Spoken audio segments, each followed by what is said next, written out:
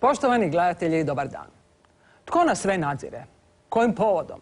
Što se događa s tako prikupljenim podacima? Objašnjenje se uglavnom svodi na traže se teroristi i kriminalci. Kako je onda moguće da se upravo teroristički napad dogodio u Londonu, najnadziranijem gradu u svijetu? Svakog njegova stanovnika prosječno dnevno snimi 300 kamera. Cijeli je grad pod nadzorom pola milijuna mehaničkih očiju, milijarde snimaka. Tko to analizira i kako se služi tim podacima? Unatoč golemoj količini informacija, zabrinjavajuća nesposobnost predviđanja velikih događaja. Uzrok je, tvrdi John Gibb, autor knjige Tko vas promatra, u kvaliteti ljudi koji to rade i ljudskom faktoru jednostavnog griješenja. Dodamo li tome da javni službenici daju samo ono za što misle da njihovi politički gospodari žele vidjeti, stanje je i više nego zabrinjavajuće. Gotovo sve dosad predložene mjere, snimanje, prisluškivanje, dešifriranje poruka na internetu, skeniranje ne stvaraju veću sigurnost za građane. Naprotiv, postajemo otvorenom knjigom ljudi bez privatnosti. Logika, ako nemate što skrivati, nemate se čega bojati, kao da je sišla s Orwellovih stranica. Jednako tako i čipiranje ljudi, što se u manjem obimu već primjenjuje. Hoće li nam u budućnosti odmah nakon rođenja ugraditi čip? Pogledajmo današnje društvo pod nadzorom i suvremene tehnologije, razvijene da identificiraju, nadziru, slijede.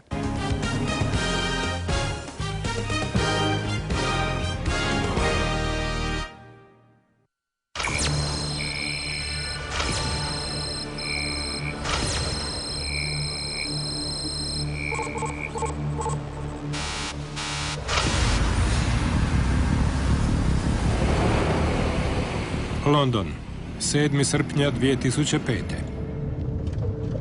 Jutarnja gužva u jednom od najstrože nadziranih gradova na svijetu.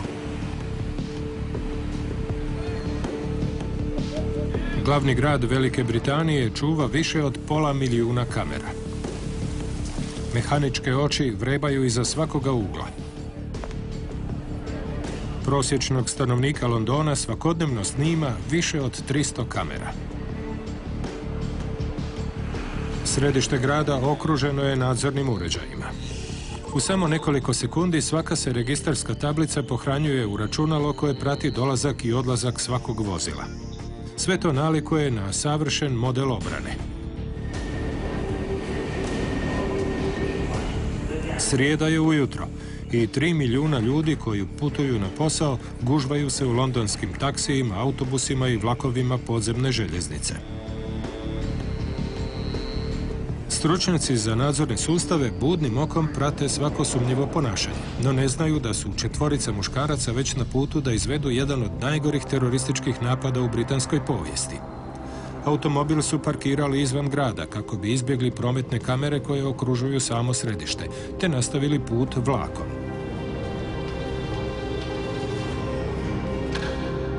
Muškarce su kamere uistinu i snimile, no odgovornima se oni čine kao sasvim normalni putnici. Nitko neće otkriti tko su zapravo oni sve dok već ne bude prekasno. S naprtnjačama punim eksploziva ukrcali su se u 3 vlaka i jedan autobus.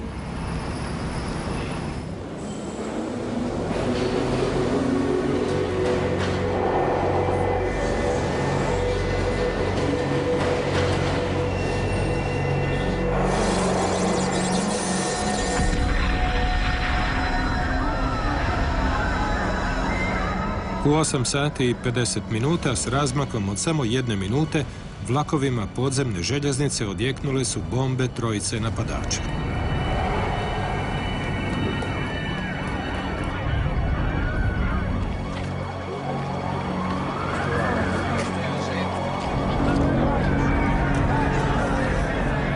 Za malo manje od 1 sat eksplodirao je i gornji kat autobusa.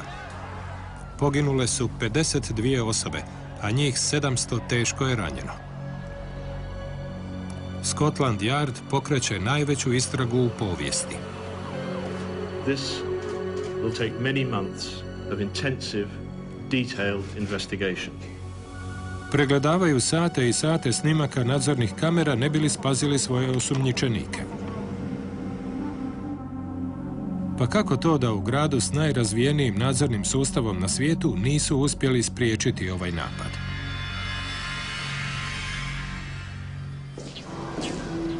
Odgovor je skriven u prašnjavu skladištu u središtu Londona, u središtu nadzornog sustava u Westminsteru. Ovo je samo jedan mali dio slagalice u golemom nadzornom sustavu koji se proteže cijelim gradom. The current figure is roughly 4 million surveillance cameras throughout the UK. Nalazite li se u Londonu, šef Westminstera, Robert McAllister, može pratiti gotovo svaki vaš korak. When you come out of your house in the morning and you get on some form of transport, there's probably a CCTV camera. If you walk down a pedestrian street, if you go into a store, anywhere that you are within the City of London, you're probably at some stage going to be captured on CCTV. Now, I'm not particularly interested in seeing somebody having a cappuccino in their kitchen in the morning, but if your child is abducted, or you're a victim of crime, or somebody burgles your house, you would probably love CCTV. If you're a criminal, then it's going to be the flip side of that coin. Sustav nadzornih kamera već je dokazao koliko vrijedi u borbi protiv zločina. This group of 4 individuals here that we're interested in. U kolovozu smo 2004. Skupina muškaraca na bankomat je spojila elektronički uređaj. Ukrali su kartice i pinove te otuđivali novac s bankovnih računa neznanaca. McAllisterov tim uhvatio ih je s pomoću nadzornih kamera. Pratili su kretanje osumnjičenika od kamere do kamere, te detaljno uputili policiju na pravi automobil, kako bi im onemogućili bijeg. As the vehicle pulls out, we get a nice shot of the registration plate.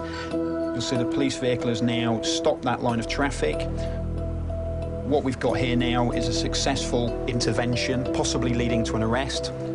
Većina nas zamišlja upravo ovakve slučajeve kad razmišljamo o svemogućem sustavu nadzornih kamera, o sveprisutnom velikom bratu s 1000 očiju. Pa ipak, takav sustav nije dovoljan kako bi se zaustavio bombaš koji kreće u akciju. Sustav nadzornih kamera ima 2 ključna ograničenja. Morate znati koga tražite, a netko mora i nadzirati svaki ekran, svake minute, svakoga dana. Obviously, it's very difficult for any CCTV camera operator to identify an issue that they're not aware of. You can't really predict a crime. Iako nadzorne kamere nisu zaustavile bombaše, u istrazi su ipak imale ključnu ulogu. We were looking for 4 individuals, tiny clues amongst thousands of hours worth of footage. Ove su kamere snimile bombaše 9 dana prije napada. You've got the guys at Luton Station together. You've then got them congregating at King's Cross Tube Station, all coming together, all going off on their separate ways. It confirms that they actually all were part of the same unit, which is key to the investigation. Izazov za buduće generacije nadzornih sustava glasi: pronađite zločince prije nego što počine zločin. Zadatak je to koji se ne može ispuniti običnom kamerom. Sofisticiraniji sustav već postoji, ali ne kako bi hvatao teroriste, nego varalice u kasinima.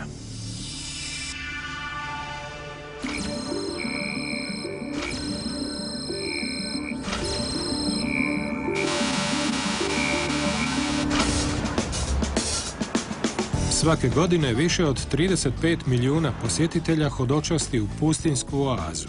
Mnogi od njih znaju da se kasina u Las Vegasu koriste nadzornim kamerama, no malobrojni shvaćaju koliki je zapravo razmjer toga nadzora.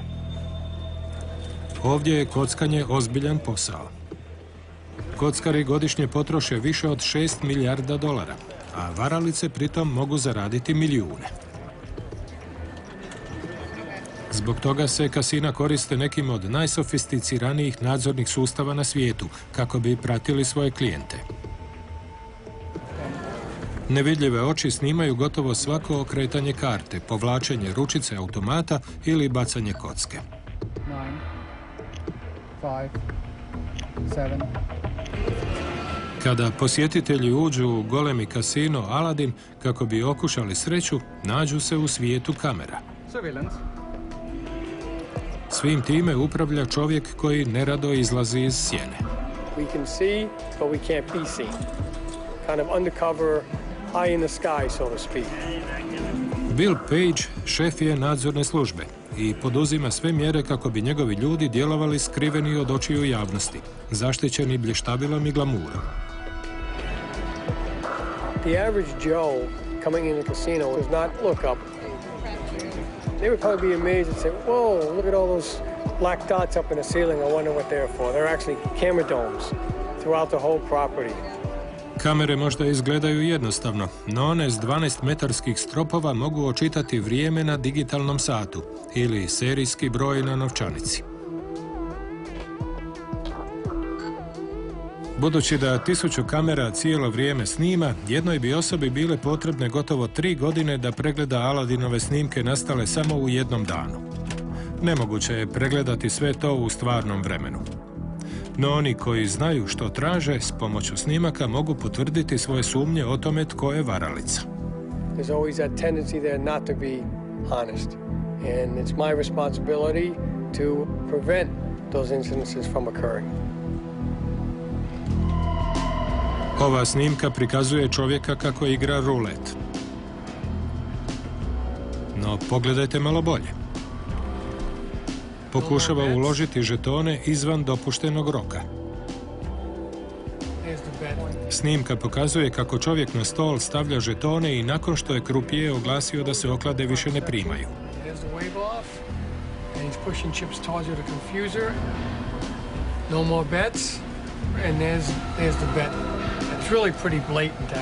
No u Ainzu otkriva vještiju prijevaru. Čovjek savija karte kako bi ih označio i stvorio nepoštenu prednost.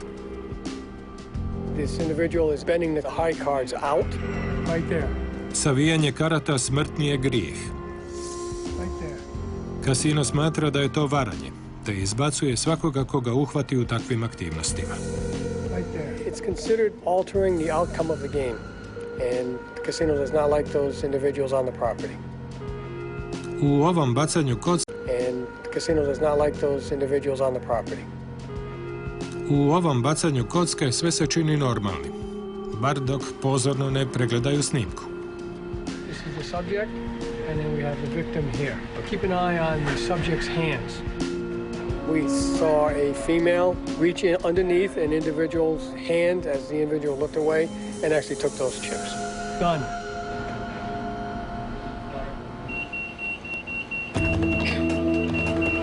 That's him. Danas Bill prati kartaša Ainza koji neprestano pobjeđuje. Stay with him. Oh, he did a double back. Oh, he's one of them shifty guys. Nadzorni tim sumnja da je možda nepoželjan, kako to oni kažu. Nepoželjni tehnički ne varaju. No, budući da pokušavaju nadmudriti sustav, kasina im zabranjuju pristup kada otkriju njihov identitet. Ako je ovaj čovjek nepoželjan, možda ga je kamera već i prije snimila. Kako bi to saznao, Pageu je potrebno brzo tehnološko rješenje. Softver za prepoznavanje lica. Ovo je novi korak u tehnološkom razvoju za koji se Bill nada da će pripomoći u prepoznavanju ljudi u kasinu tijekom krizne situacije. We take time-lapse snapshots of his face on a monitor. Feed that information into the software program. Potrebni su mu odgovarajući kut i pravo osvjetljenje ako želi da fotografija uspije. Na ljudskom licu postoji 80 referentnih točaka. Računalo konstruira obrise lica stvaranjem mreže tih točaka te mjerenjem varijacija u konturama. Kada se sve te točke spoje, stvaraju jedinstvenu numeričku šifru koja se naziva otisak lica. Računalo uspoređuje otisak lica osumnjičenika s bazom podataka nepoželjnih osoba u kasinima diljem svijeta. No, konačnu odluku ipak mora donijeti čovjek.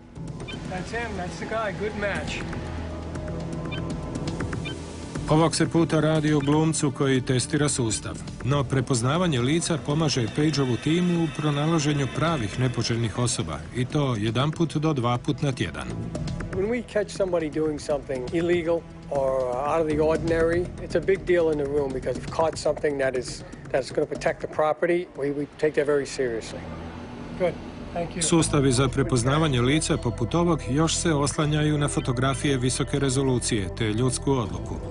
No u slučaju terorističkog napada u Londonu, čak da su bombaševe fotografije bile u bazi podataka, istražitelji ih najvjerojatnije ne bi mogli spojiti sa snimkama. Naime, snimka je bila premutna ili snimljena iz neobičnih kutova. No, znanstvenici razvijaju novi nadzorni sustav koji bi prepoznavanje lica doveo na novi stupanj razvoja. Trodimenzionalne fotografije povezane sa satelitskim praćenjem. S pomoću te tehnologije mogli bismo pronaći bilo koga, bilo gdje na planetu.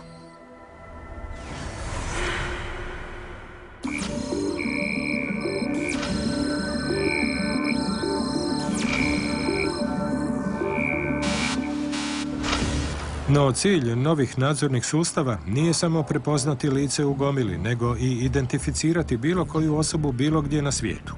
U ovom laboratoriju rade na sljedećem koraku, golemoj kupoli koja se koristi trodimenzionalnim prepoznavanjem lica kako bi pomogla u identifikaciji pri doslovno svakom kutu snimanja. Police believe the CCTV pictures show them planning their attack. Kako bi pronašli londonske bombaše, istražitelji su morali pregledati desetke tisuća videosnimki. Istragu su usredotočili na određeno vrijeme i mjesto, te na kraju pronašli niskokvalitetne snimke osumnjičenika. Any observer would hardly give them a second glance. No stručnjaci za prepoznavanje lica, poput Hansa Petera Pfistera, znaju da bi u budućnosti napredniji sustav mogao pomoći. The cameras were pretty far away in the subway stations, and they saw these people from pretty weird angles. So to actually make face recognition more robust, you really need a three-dimensional face database. Just look at the camera, it'll take some pictures of your face and then store them. Pfister je svjestan ograničenja standardnih dvodimenzionalnih sustava za prepoznavanje lica. Iako mogu prepoznati lice kroz neke osnovne maske, ne mogu prepoznati ljude snimljene iz profila. Sam je testirao sustav. Naočale nisu zbunile sustav. Nisu ga zbunili ni brkovi, čudna kosa, pa čak ni brada. So yeah, this is good. No dovoljno je da samo okrene glavu i računalo ga više ne može prepoznati, jer ne može izmjeriti udaljenost između kontura lica. Pfister se nada da će trodimenzionalna kupola naučiti računalo kako izgleda lice snimljeno iz svih kutova. Svog pokusnog kunića mora namjestiti u odgovarajući položaj kako bi snimio preciznu fotografiju.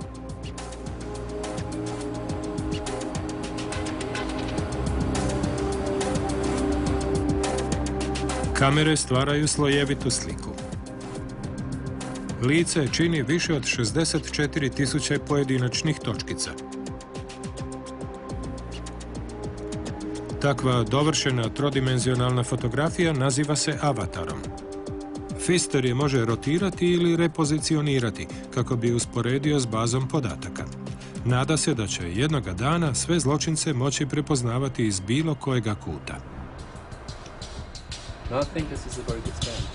Trodimenzionalni sustav najavljuje svijetlu budućnost za nove istrage nalik na one u slučaju londonskog terorističkog napada u kojima su osumnjičenici snimljeni iz profila. Ova nova tehnologija mogla bi se udružiti s pametnim kamerama koje bi mogli pronalaziti lica i automatski ih provjeravati u bazi podataka. Nadzorna tehnologija mora dorasti izazovu kako pronaći pojedince prije nego što počine zločin. U ovom laboratoriju možemo pogledati sustav koji nam upravo to i omogućuje.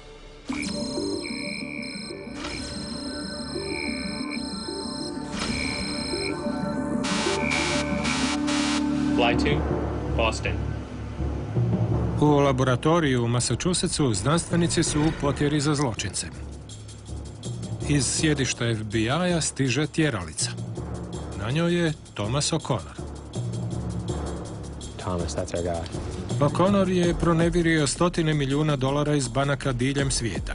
O'Connorovo lice unose u bazu podataka. Koristeći se softverom za prepoznavanje lica povezanim s milijunima kamerama koje su postavljene na ulicama i zgradama diljem svijeta, kreću u globalni lov. Fly to Tokyo. U svakom gradu kamere u vladinu vlasništvu pretražuju ulice i traže odgovarajuće lice. London.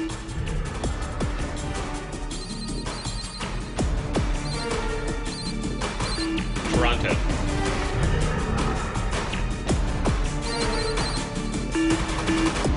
Dobili su dojavu da je O'Connor preko New Yorka upravo ušao na teritorij SAD-a. Svaku zgradu u gradu vide u trodimenzionalnoj tehnici, što im dopušta pogled iz ptičje perspektive. Lair. Banks. Od računala su zatražili da im pokaže položaj svake banke u New Yorku. I think we need to focus on one area. Head of Broadway. Let's check out this stream video. Pretražuju Times Square, no od Connora nema ni traga ni glasa. Odlaze u financijsko središte. I'm gonna take this area. Okay, that's actually quite a big area here. A lot of activity in this area. So it'd be good to check if there's any webcam around this area. Tisuće kamera pretražuju prostor ne bili uočile O'Connora. I onda pogodak. Yeah, word. Uključio se jedan od senzora. Kamera je snimila O'Connora u hodniku jedne banke. Ovuda je prošao prije samo nekoliko sekunda. U moru drugih lica otkrili su baš ono koje su tražili, njegovo. Iz svoga sjedišta javljaju policijskim jedinicama da odu onamo i uhite ga. Sjedište koje smo vam prikazali ne postoji, no sva je ova tehnologija itekako stvarna. Problem je u tome što je nisu povezali, bar ne još. Kad je povežu, bit će gotovo nemoguće provući se nezapaženo, osim ako se ne prerušite. I dok tehnologija za prepoznavanje lica napreduje, nadzorni sustavi budućnosti neće samo identificirati kako vi izvana izgledate. Ona vam već ulazi u tijelo. Ne nadzire samo vas, nego i u vama. Omogućit će da se postroži osiguranje na nekim od najproblematičnijih granica na svijetu.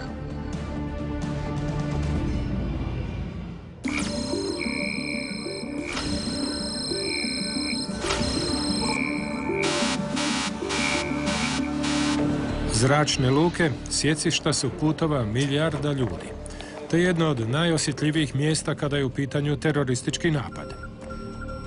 Ovdje je nadzorna tehnologija ključna, a kada je riječ o nadzoru granica, oči su te koje život znači. Prepoznavanje šarenica matematički je sustav koji se pri utvrđivanju identiteta služi obojenim dijelom oka. Tradicionalne putovnice mogu se krivotvoriti, no vaše oko ima jedinstvenu građu koja se ne može kopirati, a različita je čak i kod jednojajčanih blizanaca ili u usporedbi s drugim okom. Šarenica je jedini unutarnji organ vidljivi izvana, a njegova se struktura nikad ne mijenja. Zbog toga može poslužiti kao idealna putovnica.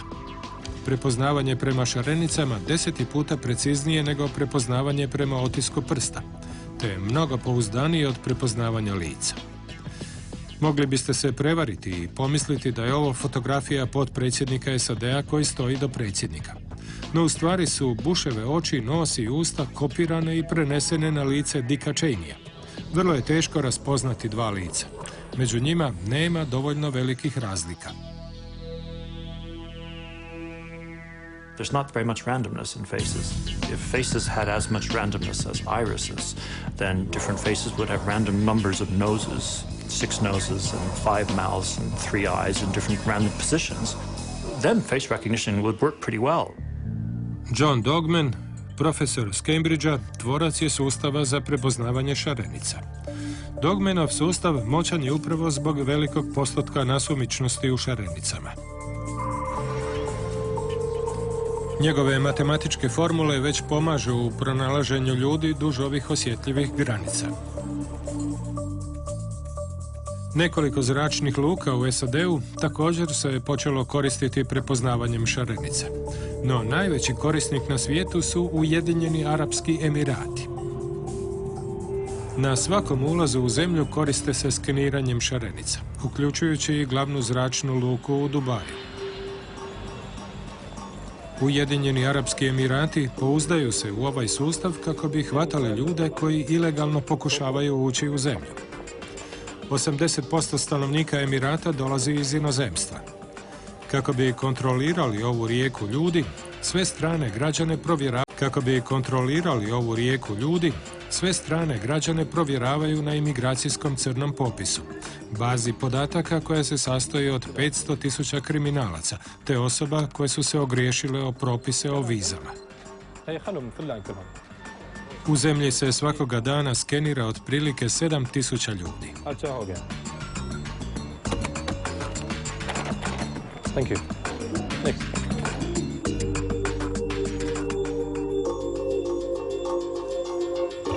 Skener prvo u oko šalje nevidljive infracrvene zrake koje pronalaze i izoliraju šarenicu. Zatim ocrtava nasumične uzorke šarenice, te stvara matematičku jednadžbu koja se naziva šifrom šarenice. U samo jednoj sekundi tu će šifru usporediti s 500.000 drugih šifri u bazi podataka, te tražiti postoji li podudaranje. Danas je inspektor Ibrahim otkrio problem s čovjekom koji je upravo došao iz Iraka. Za manje od sekunde računalo njegovu šarenicu uspoređuje s 500.000 drugih, te pokazuje da se šifra njegove šarenice poklapa sa šifrom u bazi podataka. Pronašli su što su tražili.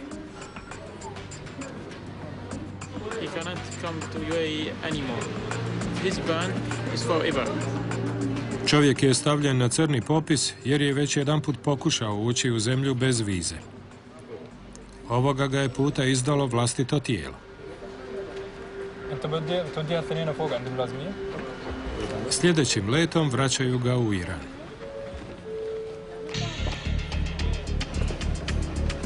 S pomoću ovoga sustava već je uhvaćeno više od 25.000 ljudi koji su ilegalno pokušavali ući u ovu zemlju.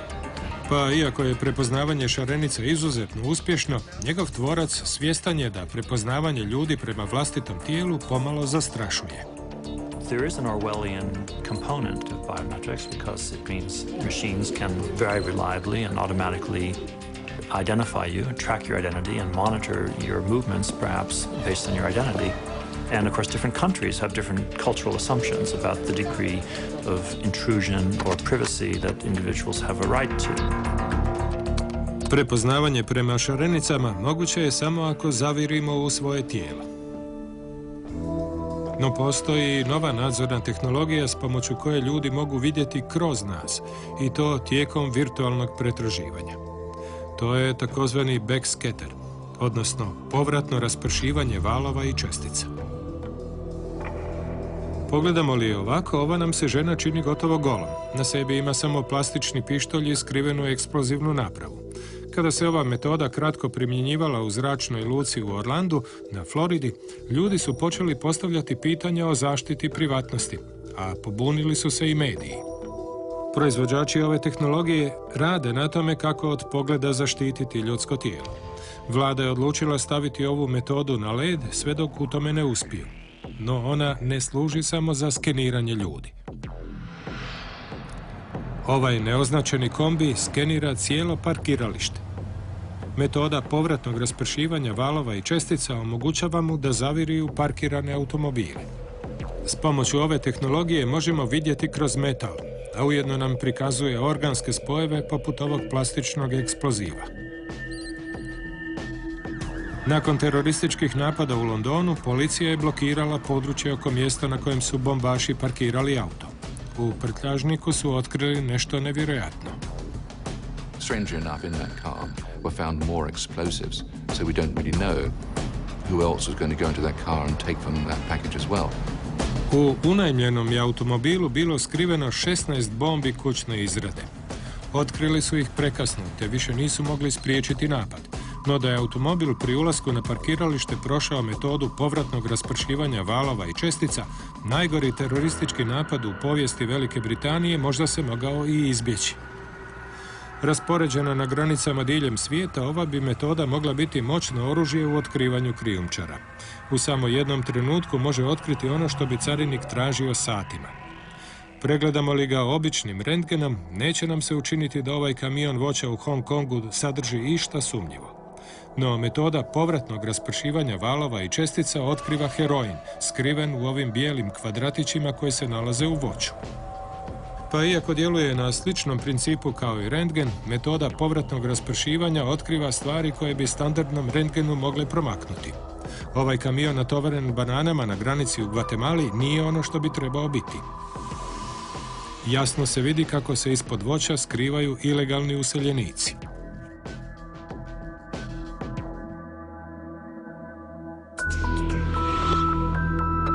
Metoda povratnog raspršivanja valova i čestica radi na principu ispaljivanja visokonaponskih svjetlosnih zraka u neki predmet. Te zrake prodiru kroz guste tvari poput metala, a zatim se odbijaju i vraćaju kada naiđu na materijale niske gustoće, poput banana ili pak ljudi. Način na koji se čestice svjetlosti odbijaju otkriva oblik predmeta od kojega su se odbile.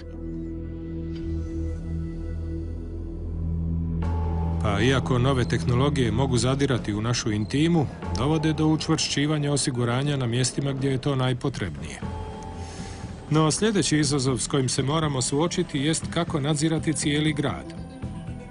Milijune ljudi, tisuće mjesta, ako je potrebno, čak i noću.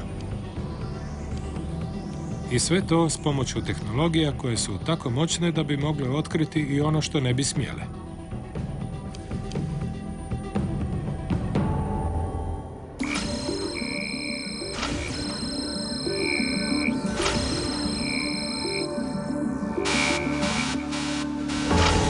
...27. kolovoza 2004.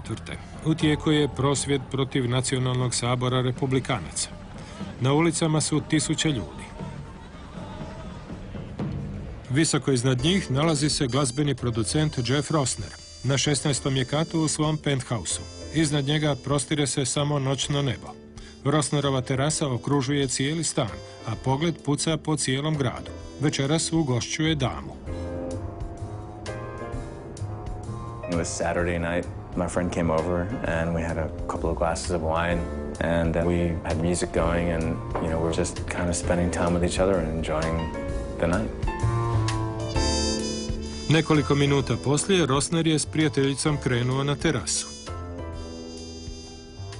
Te je noći, kao i svake druge, Rosner pretpostavljao da je sam. The terrace that I have is completely private. It's 16 floors up. There's no buildings around. I mean, if I'm up here and it's dark, you can't see me. No, te večeri Rosner i njegova prijateljica nisu bili sami. Uskoro će se suočiti licem u lice s budućnošću.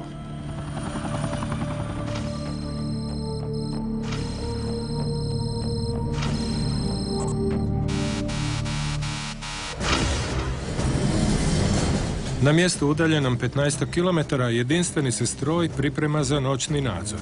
S ove sigurne lokacije zračna jedinica njujorške policije može pretvoriti noć u dan.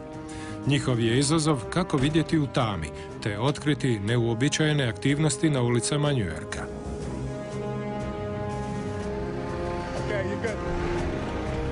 Ovaj $10 milijuna vrijedan i neoznačen helikopter Bell 412 EP opremljen je najnovijem infracrvenom tehnologijom. Njegova kamera omogućuje mu ophodnju Manhattanom stotinama metara iznad tla na noćnom nebu, a da ga nitko ni ne opazi. Njegova ekipa godišnje odradi više od 9000 nadzornih letova. Ekipu predvodi inspektor Galucci, a glavni im je zadatak nadzirati kriminalce, terorističke aktivnosti i problematične situacije. We look for anything that would appear to us to be out of the ordinary, unusual circumstances at sensitive locations. Pri brzini većoj od 130 čvorova dovoljno mu je samo nekoliko minuta da dođe u grad. Nadzorni tim leti iznad Brooklyna i prati svoj napredak na elektronskim kartama. Kako se približavaju njujorškoj luci, uključuju infracrvenu kameru i oživljavaju nevidljivi svijet.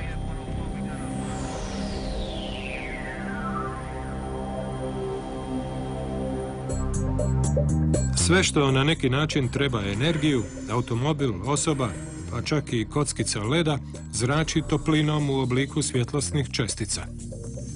No većina tih infracrvenih čestica ima tako malen udio energije da nisu vidljive prostom oku.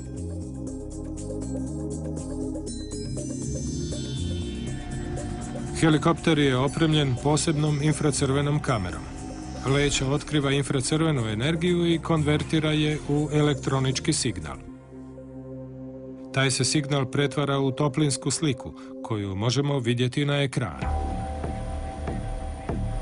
Na Liberty Islandu nitko ne bi smio boraviti kad padne noć. Ekipa skenira podnožje kipa slobode kako bi potvrdila da barem noćas ovdje nema nikoga. S pomoću posebno dizajnirane nadzorne konzole u stražnjem dijelu helikoptera promatraju kako stotinama metara ispod njih plovi trajekt sa Staten Islanda.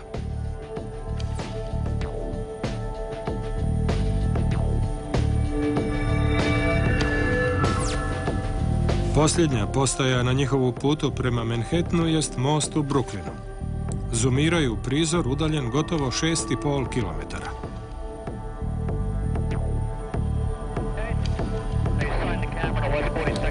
Računalo u helikopteru dopušta ekipi da programira ciljano područje poput Times Squarea i unese ga u sustav koji navodi GPS.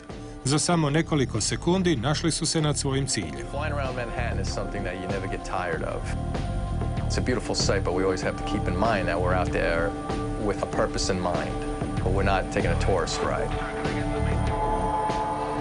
Svatko od nas ispušta toplinu, a nadzorni helikopter može nanjušiti osobu s nekoliko stotina metara udaljenosti. Osoba pritom obično ništa ne sluti. Uvečer 27. kolovoza prosvjedi se nastavljaju daleko ispod stana Jeffa Rosnera. Infracrveni helikopter njujorške policije nadzire taj događaj. We were out there just monitoring the situation for crowd control purposes, and part of what we do is to surveil rooftops to make sure that there's nothing unusual going on top of the buildings surrounding the event. Helikopter pretražuje susjedstvo u potrazi za zločinima. Za to vrijeme Rosnerovo se druženje zagrijava. It was a really kind of special evening with this woman. It was just a beautiful night. Policija snima krov za krovom. Ni na jednom nema nikakvih znakova nevolje. Ali onda nailaze na nešto neočekivano.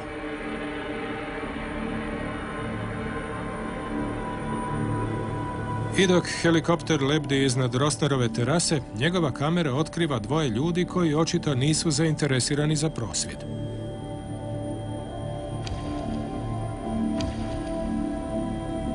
Ali kamera se ne udaljava i snima gotovo 4 minute.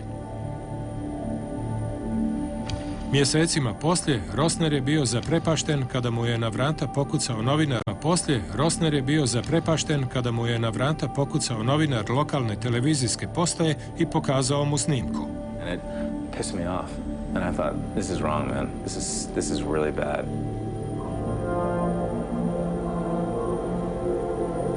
I'm glad that technology exists so it can protect me. But it saddened me to know that while a great thing, it can be misused. And the fact that it actually happened and I was the one that was in the eyesight, just like, hey, dude, do me a favor. Turn the camera off, get out of my face. You know, this is my life, this is my night, you don't need to be here. Don't violate me. Rosner smatra da je ovo jasna zloporaba nadzorne tehnologije, no policija se s time ne slaže. Our intention is never to invade anyone's privacy. It's a matter of the police doing their job to try to protect the citizens. If some people determine that to be a violation of their rights and liberties, life has changed. This is a post-9/11 world, and this is the way policing needs to be done now. Kada je snimka objavljena na vijestima, neki su smatrali da je narušeno Rosnerovo pravo na privatnost, baš kao i ono njegove djevojke. No, kako tehnologije postaju sve sofisticiranije, mogli bismo reći da je ovo tek početak. Nadzorna oruđa i onako su se odmaknula daleko od infracrvenih kamera. Osim toga, ne nadzire nas samo policija. Tu su i vlada, vojska te velike korporacije. Svi se oni koriste našim svakodnevnim predmetima kako bi snimali naše aktivnosti. Naše se kretanje može pratiti s pomoću mobitela, te njihovih odašiljača i satelita. The cell phone physically tracks us. It sits in our pocket drawing a little map of where we've been and where we're going. Gotovo svaka tehnologija kojom se koristimo ostavlja neki elektronički trag. Bilo da je riječ o provlačenju elektroničkog ključa u vratima, o skeniranju vinjete na naplatnoj kućici ili internetskom pretraživaču na našim računalima. We have devices and payment systems which leave behind little trails like contrails behind jet planes. And surveillance in the 21st century now means picking up those trails and following right behind us in our footprints, or even leaping ahead and predicting where we're going to be before we get there. Koristeći se metodom koja se zove izvlačenje podataka, vlade i kompanije uklapaju te detalje iz našeg svakodnevnog života u goleme baze podataka. U koju ste školu išli, što ste jučer kupili, što vas muči, koliko ste uštedjeli prije mirovine. Znaju čak i gdje su zakopane naše tajne. Svi su ti podaci i još mnogo toga dostupni onima koji znaju gdje tražiti.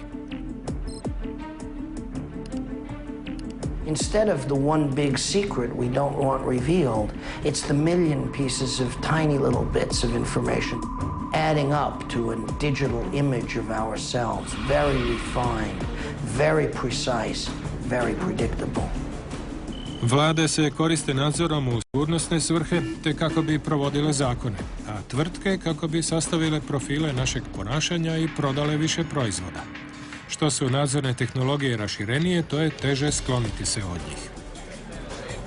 People are very predictable. If you know where I have been at 3:15 in the afternoon for the last 250 days, you can make very good guesses at where I'm going to be at 3:15 in the afternoon tomorrow. And if you know where I'm going to be at 3:15 in the afternoon tomorrow, there's almost nothing you can't do. Nadzorni sustavi nalaze se gotovo posvuda. No možda nas najsofisticiranija tehnologija neće pratiti izvana. Živjet će u našim tijelima. Ne samo da će moći otkriti tko smo mi, nego će otkrivati i sve što radimo.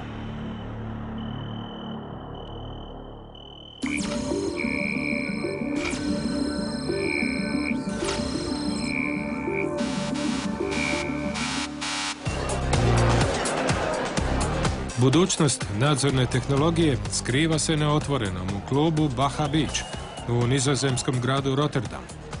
Ovo vam možda nalikuje na normalnu zabavu, ali ovo nije običan klub. Bahu posjećuje elitna skupina gostiju koji su drugačiji od ostalih posjetitelja. Njima nisu potrebne iskaznice ni gotovina kako bi kupili piće ili hranu. Za ulazak u klub dovoljno je samo pokazati ruku preko koje zatim prelaze skenerom. 21-godišnji Rajoni Šuten večeras će se pridružiti skupini odabranika. I just do it because it's more comfortable. They will bring you the drinks and food instead of you going to the bar to get it. No prije nego što se baci na zabavu, Rajoni mora posjetiti liječnika. U ruku će mu usaditi elektronički čip. Službeno se opisuje kao čip za prepoznavanje s pomoću radiofrekvencijskih valova. Taj je čip zapravo maleni uređaj koji odašilje radijski signal koji skener očitava. 2003. godine meksički državni odvjetnik i neki od članova njegova osoblja dobili su takve čipove kako bi im se olakšao pristup osjetljivim područjima. Pa iako sam postupak još nije uobičajen, Rajonijev liječnik usadio je gotovo 100 čipova. At first I had some doubt, of course, because you are putting chips in healthy young people. But I think it's the future. Svaki čip ima svoj serijski broj. Skener povezan s bazom podataka trenutačno može otkriti identitet neke osobe, ali i mnogo više. Tehnički gledano, ne postoji ograničenje za podatke koji mogu biti pohranjeni u bazi. Sam je čip tek nešto malo veći od zrna riže. Rajoni će ga u svom tijelu nositi do kraja života, ili bar dok ga ne odstrani kirurškim putem. Prije zahvata, rajoni će dobiti anestetik. Čip se usađuje samo nekoliko milimetara ispod kože. Približi li se previše mišiću, mogao bi ga oštetiti, pa bi ga rajoni pri kretanju osjećao. No bude li sve u redu, uopće ga neće ni primjećivati.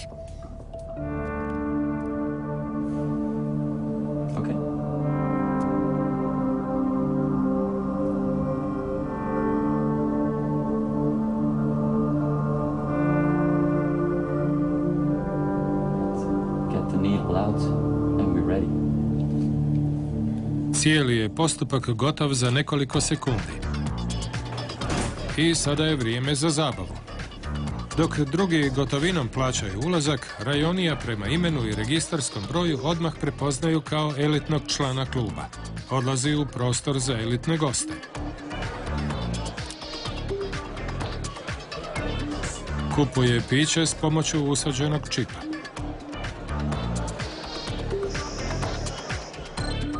Klub Baha pruža nam uvid u ne tako daleku budućnost. Neki ljudi već sad imaju čipove s važnim zdravstvenim podacima. Neki misle da ćemo uskoro svi imati čipove s pomoću kojih će nas moći identificirati. Na taj ćemo način otvoriti vrata novoj vrsti nadzora. Joe Van Galen vodi ovaj klub i veoma rado cijelu situaciju drži na oku, a pogotovo svoje elitne čipirane goste. I think that in 20 years it will be a normal thing. I think when you get born you get a chip and it will stay in your body for the rest of your life and you get all kind of information on it. So if you got a problem, you read the chip and then they know who you are. Usađeni čipovi za prepoznavanje možda su samo početak. Čipovi budućnosti mogli bi sadržavati tehnologiju za praćenje sa sustavom navođenja, što bi omogućilo da se svakoga u svakom trenutku i svugdje može locirati. Roditelji i vlasnici kućnih ljubimaca već se sada koriste vanjskim uređajima za praćenje i navođenje kako bi pratili kretanje svojih voljenih. U Sjedinjenim se državama otprilike 7500 kriminalaca nadzire putem GPS uređaja, a uređaji postaju sve manji i manji. Iako GPS čipovi za usađivanje trenutačno nisu dostupni, možda je samo pitanje vremena kada će svaki kriminalac, pa čak i svaki građanin imati identifikacijski čip. Iako su nekad bile samo gradivo znanstveno-fantastične književnosti, ove su nadzorne tehnologije danas stvarnost. No što su sofisticiranije, to za sobom povlače i više kontroverzi.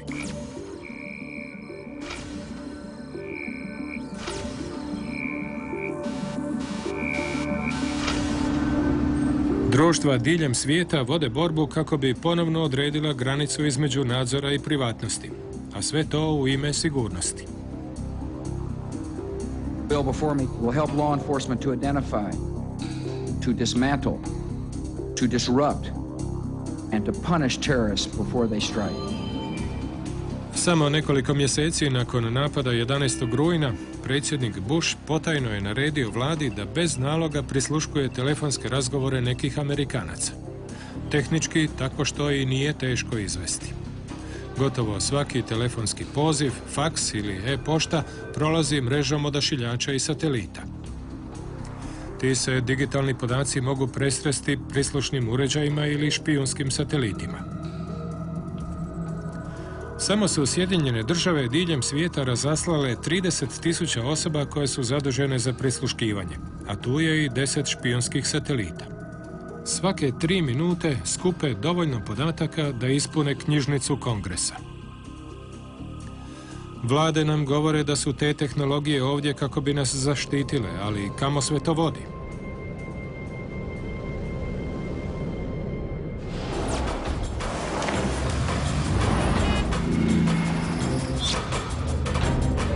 Vlade nam više nego ikad prije govore da nam je u ovom opasnom i umreženom svijetu potreban nadzor. No čak ni 500 000 nadzornih kamera nije spriječilo teroristički napad u Londonu.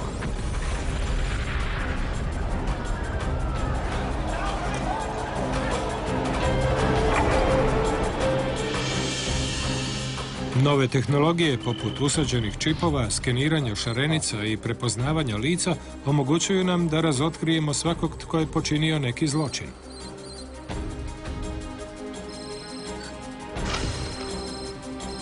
Ili možda ilegalno prešao granicu. No, one omogućuju i zadiranje u našu privatnost. U nadolazećem svijetu sveopćeg nadzora možda se nećemo imati kamo sakriti.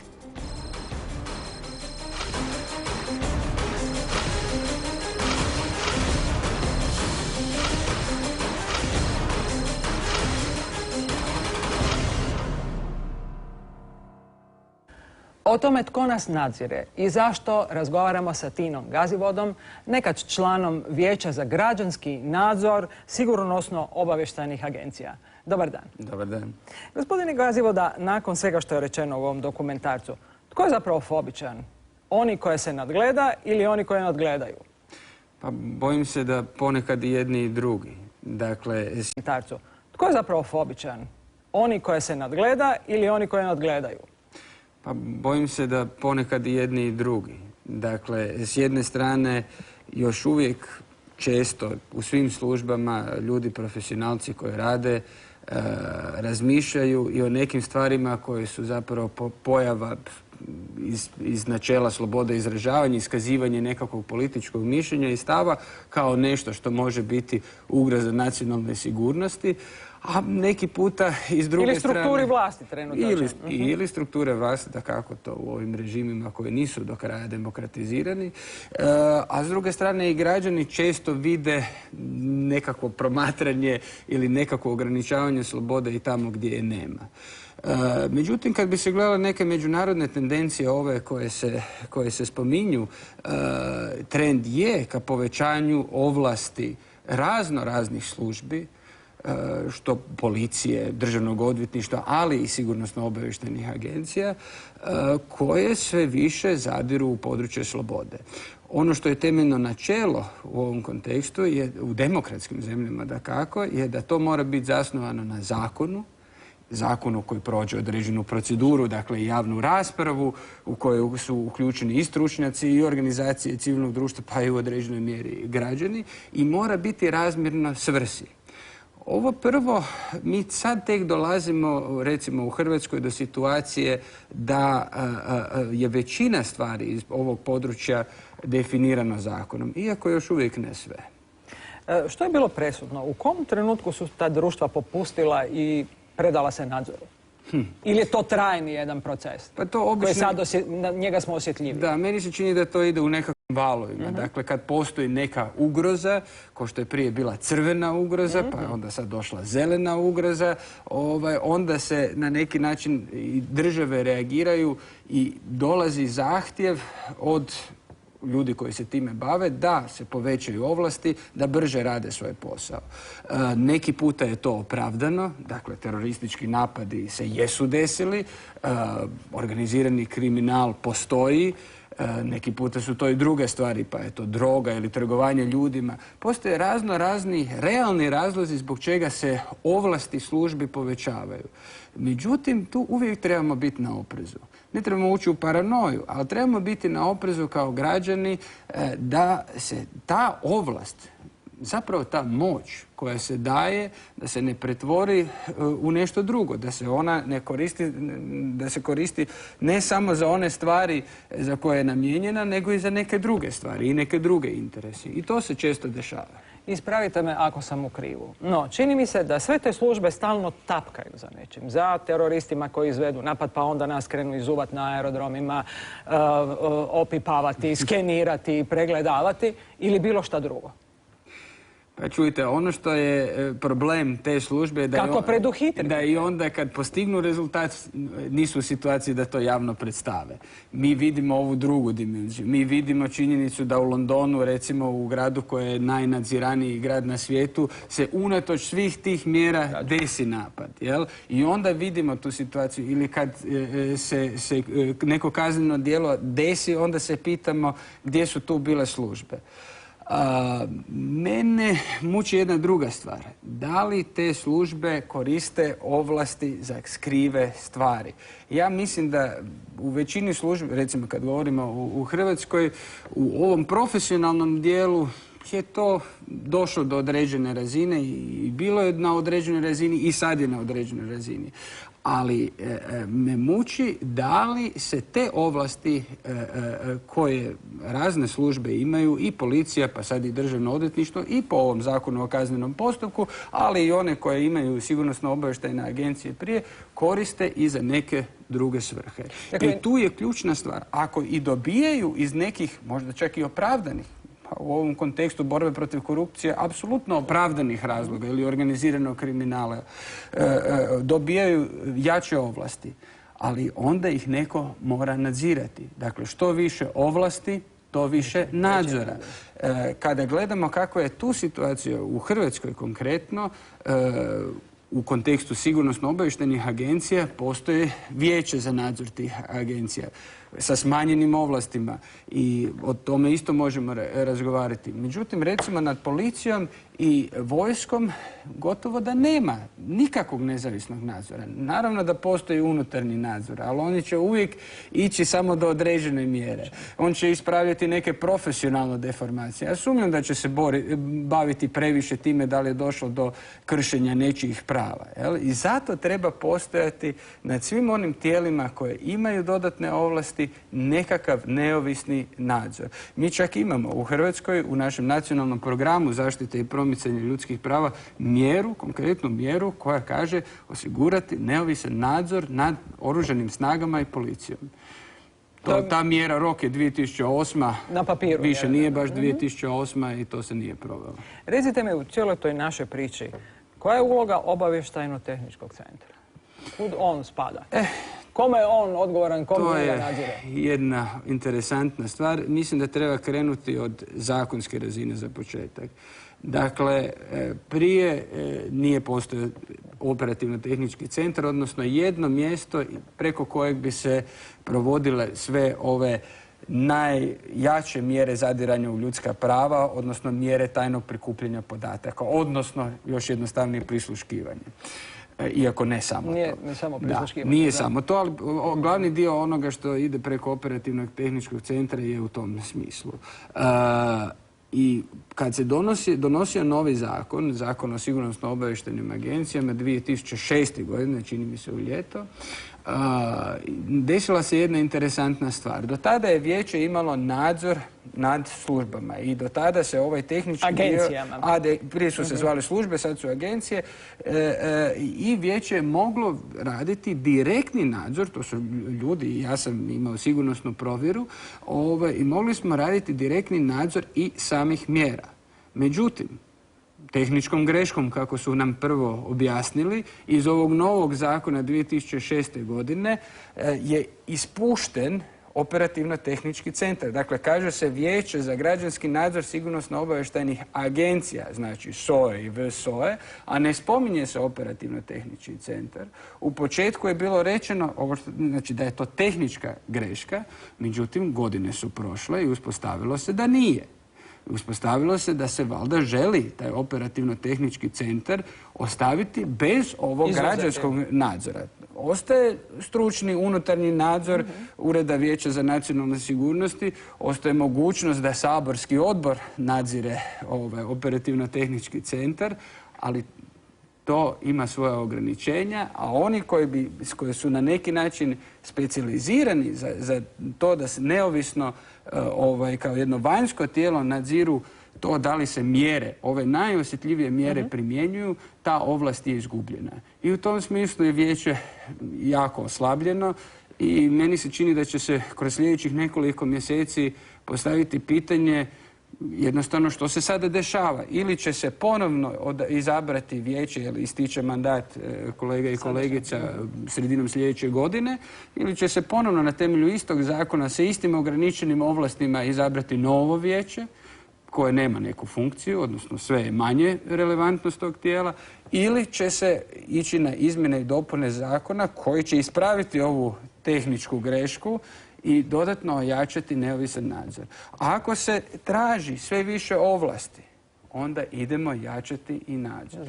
Koja je uloga telekomunikacijskih operatera u tome? Pa telekomunikacijski operateri, to je interesantna stvar, zato što je 2008. godine donesena uredba koja se bavi tom materijom, jer jedno vrijeme oni nisu do kraja ispunjavali svoju obavezu prikupljanja i čuvanja podataka. Od donošenja te uredbe stvari malo još jasnije postavljena u tom segmentu i teleoperateri su dužni čuvati ne samo izlist razgovora koji svi mi dobijamo na kraju mjeseca na našim računima, nego i sadržaj tih razgovora u suradnji sa, da pojednostavim, sa operativno-tehničkim centrom, ali činjenica je da i u svakoj toj firmi, u HT, u VIP-u i tako dalje, trebaju postojati ljudi koji imaju sigurnosne provjere i koji se bave tom temom. Dakle, postoji i to mjesto, znači i telekomunikacijski operateri barataju sa ogromnom količinom podataka koji su iz privatne sfere i koji mogu procuriti i koji, ako se prisjetimo one afere koja je zapravo došla iz Njemačke prije 2 godine, čini mi se, koji se ponekad i iscure i koji podaci se mogu koristiti opet u nekakvim političkim utakmicama i jednostavno zloupotrebljavati. Ne koristiti za one prave ciljeve, nego koristiti za nekakva politička prepucavanja. I ima još nešto što bi spomenuo u kontekstu ove međunarodne tendencije širenja ovlasti, koja se spominje i u ovom filmu. Dakle, jedan dio se odnosi na one stvari koje radi država. Drugi dio je naravno ovaj dio koji je isto zanimljiv, stvari koje radimo sami sebi. Dakle, ovi čipovi koji si sami ljudi svojevoljno, dobrovoljno ugrađuju u sebe radi ugode. Pristajemo za razne kartice da sve informacije. Ali radimo to i mi, jel? Dajemo osobne podatke na razne lokacije bez da imamo jasnu ideju gdje će to završiti i za što će biti korišteno. Međutim, u ovom prvom segmentu, kada je Amerika, recimo, prošla kroz proces jačanja ovlasti nakon napada 11. rujna i širenja ovlasti sigurnosno-obavještajnih agencija, i tamo se postavilo pitanje sa strane Organizacije za ljudska prava, za građanske slobode, i postavilo se čak i na razini Fondacije Otvoreno društvo, čiji sam ja sad savjetnik u Hrvatskoj, pokrenuta je jedna cijela kampanja, kako bi rekao, program koji podržava projekte koji idu u smjeru demontiranja tog jednog širenja ovlasti, odnosno inzistiranja na ljudskim pravima, na zabrani torture, na zabrani privremenih zatvaranja bez jasnih ciljeva, na zabrani pretjerane tajnosti sa strane vladinih agencija, pretjeranog nadzora i sl. Dakle, hoću reći time, ovo je pitanje koje jedne međunarodne tendencije gdje se mora inzistirati na što jačem neovisnom nadzoru s jedne strane i postoje mehanizmi za to, a s druge strane svi mi kao građani itekako imamo pravo znati gdje idu informacije koje mi dajemo na razne načine i trebamo pokušati i inzistirati, po mom sudu barem, na zadržavanju što veće razine slobode, osnovne slobode u našem svakodnevnom životu. Gospodine Gazivoda, hvala vam za danas. Hvala vama. Iduće subote, što je šokantnije od stvarnosti? Potvrđuje to mlada Sudanka svojom životnom pričom. Za 7 dana put od roba do slobode. Borba za opstanak od Kartuma do Londona. Do tada, hvala vam i doviđenja.